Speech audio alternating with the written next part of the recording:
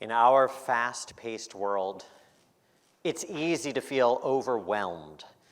Sometimes a single word can trigger despair or hopelessness. Think about words like politics, election, Gaza, climate, Ukraine. I could go on, but even as I speak, I see a cloud settling over the audience, and it's real. This haze that surrounds us, permeates us, and seeps into our hearts. It's not limited to news-tide fears either. We all have our own personal triggers, hardships, and worries. Well, that's a dark way to start. For a guy preaching optimism, I sure know how to bring the gloom, right? But that's the point. I'm talking today about a choice each of us can make. The fear is real. The news is not going away, and those stressors can't be swept aside by smiles alone. Still, what each of us chooses to embrace in our life can radically alter our experience, both internally and externally. And the choice I'm going to ask you to try is what I call radical optimism. A few months ago, I found myself stepping into a very different role, substitute gym teacher in my daughter's preschool. Now, it was ironic, given my years as an actual teacher, that this random sub day would end up becoming one of my favorite teaching moments, but I'd never actually taught in my kids' class before. There she goes, marching in, 4 years old, hand on her hip, points to me and goes, "That's my daddy. I don't know why he's here, but that's him. That's my daddy." It was a sweet moment and a fun day, but the truly amazing time came that night. As I was putting her to bed, she looked at me with these wide eyes and this growing smile. "You're the best teacher I've had. I love you so much, Daddy." The next morning, the storm returned. It's the storm of stress and anxiety we all carry, the one I brought to all of you for a moment at the beginning of this speech. Whether from internal factors or external, the storm is the same. It batters and bashes you. News worries, life worries, money worries. For me, I was in a period of transition in my writing career and feeling very nervous about my future. And the news beat in the background like a drumbeat of steady rain against my will.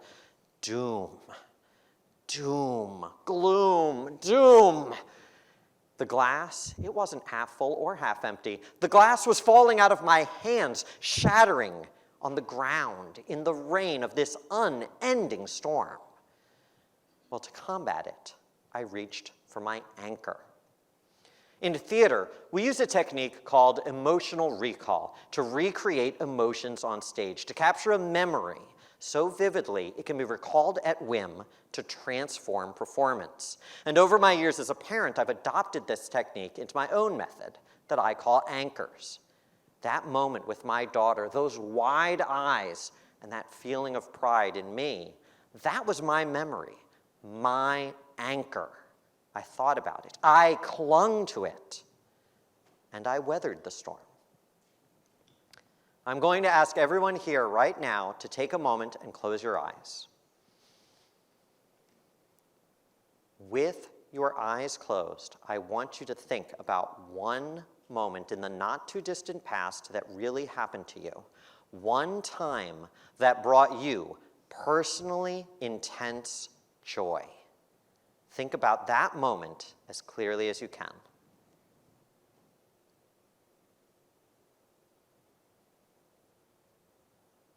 What did you see? What did you hear? But most importantly, how did it make you feel? See it, hear it, feel it.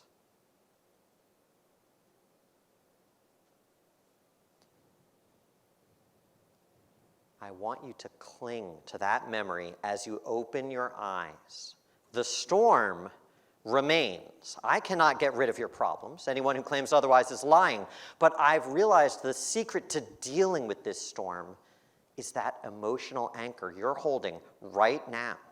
If it helps, clench your fist, not in anger, but around an invisible rope. Know that every time you clench, you're tugging on that emotional anchor, that calm in the storm. This is the beginning of radical optimism. The anchor is a powerful choice. In the Disney Pixar film Inside Out 2, the character Joy snaps. She is a representation of happiness. She is the ultimate radical optimist. Yet when anxiety takes over the mind, Joy cannot move forward. She cries, she despairs, and then she makes a powerful choice. She chooses to focus on hope, grab an anchor, and move forward once again. This isn't just fiction. In February 2024, noted Oxford climate scientist Hannah Ritchie was surrounded by doom. She felt the climate change crisis was beyond hope. Yet she realized the storm of her worries was unproductive. Despair is real, but it's paralyzing. If there's no hope, there's no reason to move forward. There's no reason to try. There's no reason to do anything at all. So Ritchie pivoted. She found new data to focus on, even going so far as to release a book on climate hope called Not the End of the World. We all have that power, the power to pivot, to find joy in the anxiety and hope in the hopelessness, all of us. We are time travelers, everyone here in this room and beyond. It is the blessing and curse of the human condition. In Star Wars, the character Yoda literally smacks Luke Skywalker on the head, saying, "Never your mind on where you are, what you are doing." He's criticizing Luke for the storm. Luke is anxious. There is a giant evil empire, and he's got some daddy issues. In the same way, we are constantly shifting our attention, never our mind on where we are or what we are doing. Will the oceans rise in a decade? What will happen in the election? Should I say this to my boss? On and on. That storm, that worry, that pessimism. It's too late, so I don't care. It's too late, so I'll do nothing. No. I will not give in to the storm. Luke Skywalker found an anchor. Hannah Ritchie found an anchor. Joy found an anchor. I have an anchor. And so do you. Right now, on your phone, there's at least one photo that you absolutely love. Don't take out your phones, but think about it. It's a photo that makes you happy. Maybe it's that selfie of your proudest day, or an amazing vacation, or a picture of someone you care about.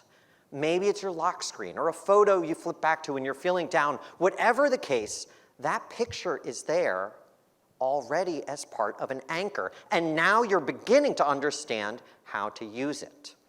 Even if you have never acted before, you know when there's an actor playing Romeo who sees Juliet dead on stage, that actor is supposed to feel sad. Well, the actor might not feel sad.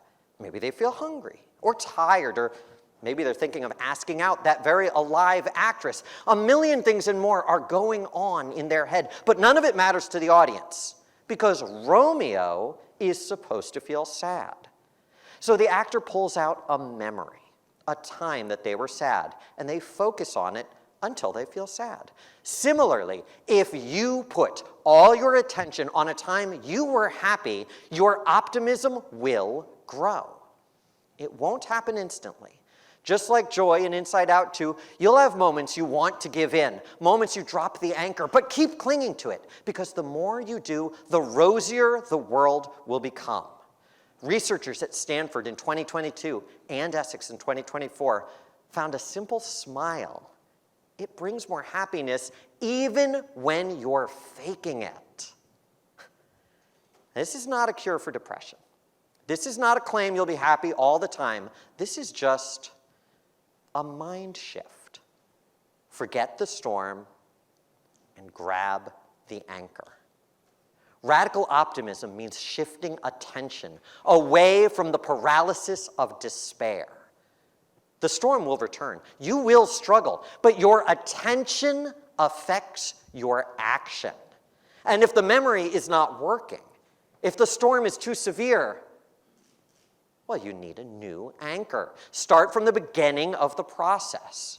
Think of a different moment that brought you intense happiness, just like flipping to a new photo on your phone. I feel despair. I see the storm. I know when my anchors fail. Yet time and time again, I continue to forge new anchors, push myself towards hope, and move forward. It is a choice. It is an action. And it is only the beginning. What can hope do? It unlocks you to move, to see the possibilities instead of only focusing on the unlikely. It allows you to stare into the storm and say, I'm going to tackle this myself one moment at a time. And you can, and you should, and you will. This idea of hope for the hopeless, it's not new. It's at the core of many faiths, doctrines, ideologies. But guess what? All that hope and happiness they're selling, they're already yours right now in your hearts, in your memories, and in the choice of where you center your own attention. Do you see the storm and stop? Or will you forge an anchor, latch onto hope, and move forward? All right, now I'm going to give you some homework.